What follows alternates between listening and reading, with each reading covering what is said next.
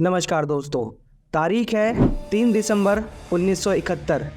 पाकिस्तान के कुछ fighter aircraft भारतीय एयर स्पेस में घुसते हैं और भारतीय एयरफोर्स के अंबाला, जोधपुर और श्रीनगर जैसे ही कुल 11 एयरफील्ड पर भारी बमबारी करते हैं और भारत को मजबूरन पाकिस्तान की तरफ से हुए इस हमले के कारण पाकिस्तान से युद्ध करना पड़ता है। और फिर इसके अगले दिन ही 4 दिसंबर 1971 को भारतीय नौसेना की 3 छोटी नावें, जिन पर एंटीशिप मिसाइल और सरफेस मिसाइलें लगी हुई थी, पाकिस्तान के कराची पोर्ट पर पहुंचती हैं और सीधा हमला बोल देती हैं। अपने पोर्ट के बचाव में आए 2 पाकिस्तानी फ्रिगेट भी इस हमले में डूब जाते हैं और भारतीय नौसेना की इन बोट्स के द्वारा दागी गई एक मिसाइल कराची पोर्ट पर मौजूद ऑयल डिपो पर डायरेक्ट लगती है, जिससे इतना बड़ा धमाका होता है कि कराची के आसमान में अगले 4 दिन तक अंधेरा छा जाता है। लेकिन ये सब हुआ कैसे और इतनी शानदार प्लानिंग किसने की थी, जानेंगे आज की वीडियो में। नमस्कार दोस्तों, मैं आप सभी का अपने चैनल पर स्वागत करता हूं।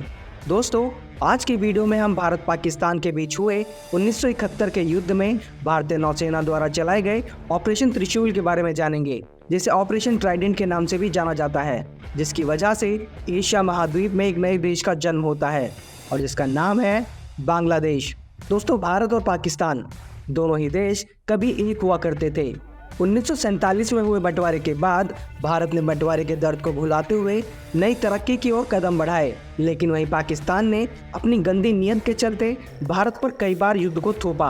और पाकिस्तान द्वारा थोपे गए इस युद्ध में हर बार भारतीय सेना ने पाकिस्तान को धूल ही चटाई है। फिर चाहे वो 1948 का युद्ध हो, 1965 का युद्ध हो, 1971 का युद्ध हो या फिर 1999 का कारगिल युद्ध हो। लेकिन दोस्तों, 1971 के भारत पाकिस्तान युद्ध में ये पहली बार हुआ था कि भारतीय नौसेना ने युद्ध में पूरी तरह से भाग लिया हो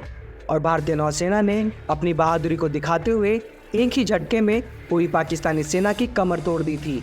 और भारतीय नौसेना द्वारा 1971 में दिखाई गई बहादुरी और पाकिस्तान की इस हार के पीछे हाथ था एक आदमी का, जिनका नाम था एडमिरल SM नंदा। दोस्तों, 1965 में भारत पाकिस्तान के युद्ध में भारतीय नौसेना ने भाग नहीं लिया था। उस जंग के दौरान भारतीय नौसेना को यह आदेश मिला था कि वो भारतीय समुद्री सीमा के 200 नॉटिकल माइल्स यानी 370 किलोमीटर के दायरे से आगे नहीं जाएंगे और भारतीय तटों और मर्चेंट वेसल की हिफाजत करेंगे। भारतीय सेना को युद्ध में शामिल न करने का कारण था कि नौसेना के पास उतने उन्नत अटैक शिप और वेसल्स नहीं थे जो पाकिस्तान के कराची पोर्ट तक पहुंच सके। उस वक्त admiral SM Nanda Mazagon dockyard limited के डायरेक्टर के पद पर थे।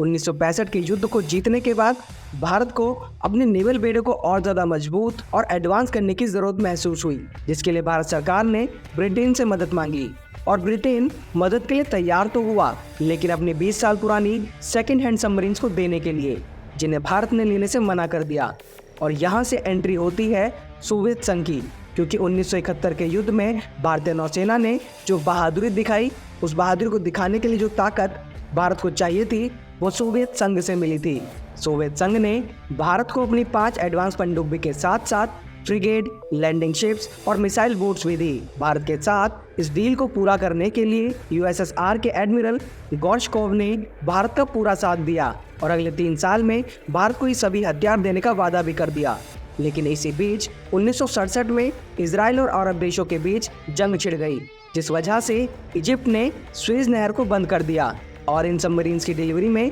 और भी देर हो गई। लेकिन आखिरकार 5 जुलाई 1967 को पहली सबमरीन INS कलवरी विशाखापट्टनम पहुंची, जिसका भारतीय नौसेना ने बहुत ही गर्मजोशी के साथ स्वागत किया। इतना ही नहीं, 1969 में जब एडमिरल गोर्शकोव ने भारत का दौरा किया तो उन्होंने भारतीय रक्षा मंत्रालय को ये सुझाव दिया कि उन्हें अपनी नौसेना के बेड़े में छोटी नावों को भी शामिल करना चाहिए। और एडमिरल गोर्शकोव के सुझाव को मानते हुए रक्षा मंत्रालय ने नौसेना के लिए इन छोटी स्पीड बोट्स, जिन पर कम रेंज के हथियार लगाए जा सकते थे, ऐसी नावों की खरीद को मंजूरी दे दी। यही नहीं, एडमिरल गोर्शकोव ने भारतीय एडमिरल और जनरल्स को अपनी सारी ज़रूरतों और सहायता के लिए डायरेक्ट उन्हें लिखने को कहा, ताकि लाल फीताशाही से बचा जा सके। दोस्तों, इन मिसाइल बोट्स के भारत आने के बाद इनको चलाकर अभ्यास में लाने के लिए भारत और सोवियत संघ ने एक दूसरे के साथ युद्ध का अभ्यास भी करा। और इस अभ्यास के दौरान जब नौसेना के प्रमुख अफसरों ने इन मिसाइल बोट्स पर लगे एडवांस रेडार की मदद से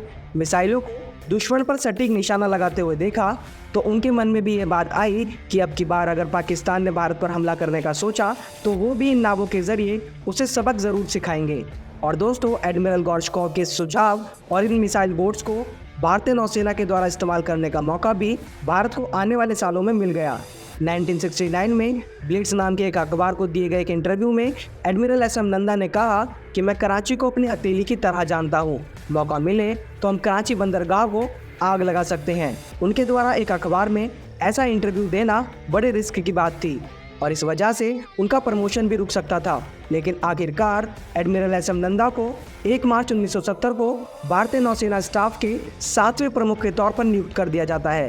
दरअसल दोस्तों, एडमिरल नंदा को भारतीय नौसेना का 1965 के युद्ध में इस्तेमाल न करना समझ में नहीं आया था। इसलिए जब 1971 में ईस्ट पाकिस्तान यानी आज के बांग्लादेश में तनाव बढ़ा तो उन्होंने कराची पोर्ट पर हमला करने और पाकिस्तान के कराची नेवल बेस को ब्लॉक करने की योजना पहले ही बना ली थी और वो पूरी तरह से तैयार थे कि कब पाकिस्तान भारत पर हमला करे और वो पाकिस्तान को बर्बाद कर दें। और उन्होंने अपने इस प्लान को प्रधानमंत्री इंदिरा गांधी के सामने रखा और प्रधानमंत्री इंदिरा गांधी ने एडमिरल नंदा के इस प्लान को सुनकर तुरंत मंजूरी भी दे दी। एडमिरल नंदा के रिटायरमेंट के बाद द वीक मैगजीन के दिल्ली ब्यूरो चीफ आर प्रसन्न बताते हैं 1971 में वॉर के बाद उन्होंने बताया था कि उन्होंने प्रधानमंत्री को यही समझाया था कि भारतीय नौसेना का मुंबई तटों पर रहने का कोई तुक नहीं बनता, क्योंकि पाकिस्तान खुद अपने कराची बेस की सुरक्षा में लगा होगा तो वो भारत के तटों पर हमला नहीं करेगा। और यही बात इंदिरा गांधी को समझ आ गई थी और उन्होंने हमले के लिए हामी भर दी थी और यहीं से शुरुआत होती है ऑपरेशन ट्राइडेंट की।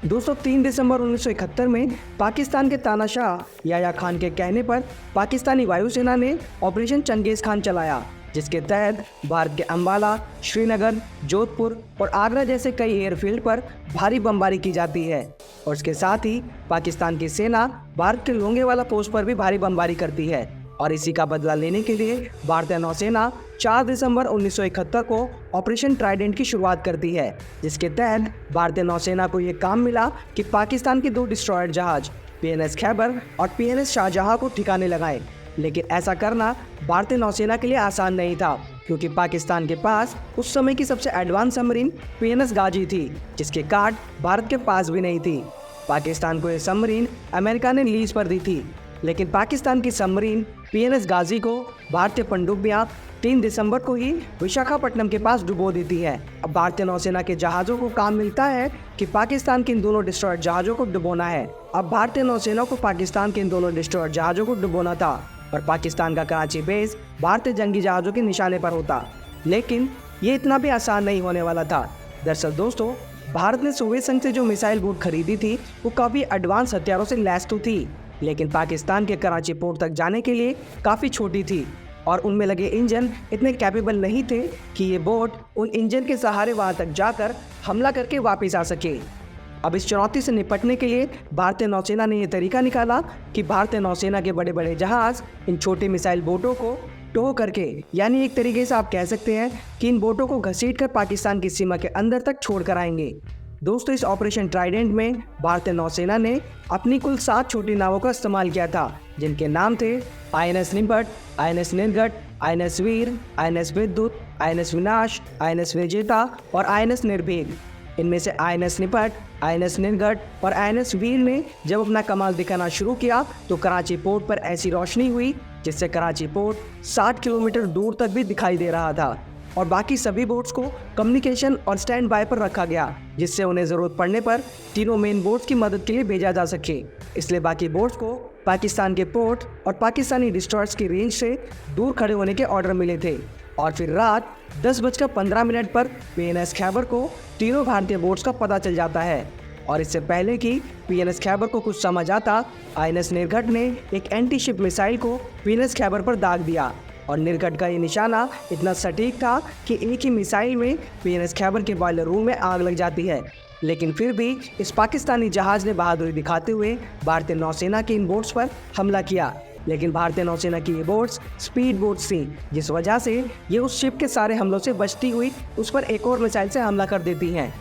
और पाकिस्तान के इस डिस्ट्रॉयर जहाज़ PNS खैबर को पूरी तरह से डिस्ट्रॉय कर देती हैं। इसके बाद जब PNS खैबर के डूबने की सूचना पाकिस्तानी नौसेना को मिलती है तो पाकिस्तानी सेना का दूसरा डिस्ट्रॉयर जहाज PNS शाहजहां इंडियन बोट्स पर हमला करने के लिए आगे बढ़ता है, जिसको काउंटर करने के लिए INS निपात आगे बढ़कर उस पर हमला करती है और उस पर एक के बाद एक लगातार 2 मिसाइलों से हमला करके उसकी भी समाधि पाकिस्तान के समुद्र में ही बना देती है। अब तक पाकिस्तानी नौसेना के दोनों मुख्य डिस्ट्रॉयर जहाज पूरी तरह से पानी में डूब चुके थे और पाकिस्तान की एयरफोर्स भी उनकी मदद के लिए नहीं आ सकती थी, क्योंकि उस टाइम तक पाकिस्तान की एयरफोर्स के पास भी रात में फ्लाई करने की काबिलियत नहीं थी, जिसका फ़ायदा भारतीय नौसेना उठा रही थी।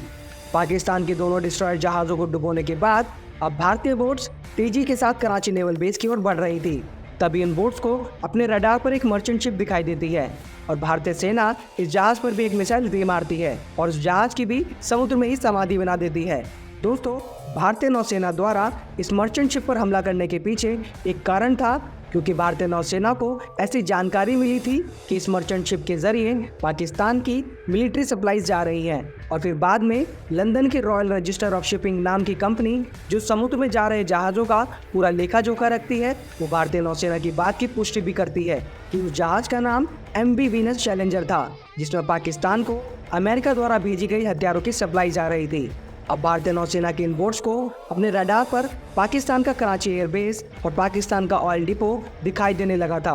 और भारतीय सेना ने बिना समय गंवाए कराची बेस को बॉम्ब करना शुरू कर दिया। कुछ ही घंटों में पाकिस्तानी सेना जो 3 दिसंबर तक हवा में उड़ रही थी, उसे भारतीय सेना ने ज़मीन पर रेंगने लायक भी नहीं छोड़ा था। और बाद में जब नौसेना ने इस ऑपरेशन ट्राइडेंट की फाइल्स को डिक्लासीफाई किया, तब पता चला कि भारतीय नौसेना द्वारा पाकिस्तान के कराची नेवल बेस पर किए गए हमले की वजह से पाकिस्तानी नेवल बेस 4 से 6 दिनों के लिए पूरी तरह से बंद हो गया था और ऑयल डिपो में लगी आग को 60 किलोमीटर दूर से भी देखा जा सकता था। तो दोस्तों, ये था भारतीय नौसेना के द्वारा 1971 में भारत पाकिस्तान युद्ध को जीतने के लिए चलाया गया ऑपरेशन ट्राइडेंट, जिसकी वजह से पाकिस्तानी सेना को 1971 में भारत के खिलाफ एक शर्मनाक हार का सामना करना पड़ा था। और इस ऑपरेशन में भारतीय नौसेना ने अपनी अभूतपूर्व क्षमता का प्रदर्शन करके अमेरिका को भी दिखा दिया कि अगर भारत अपनी पर आ जाए तो अमेरिका पाकिस्तान की कितनी भी मदद क्यों ना कर ले, भारत उसे हरा ही देगा।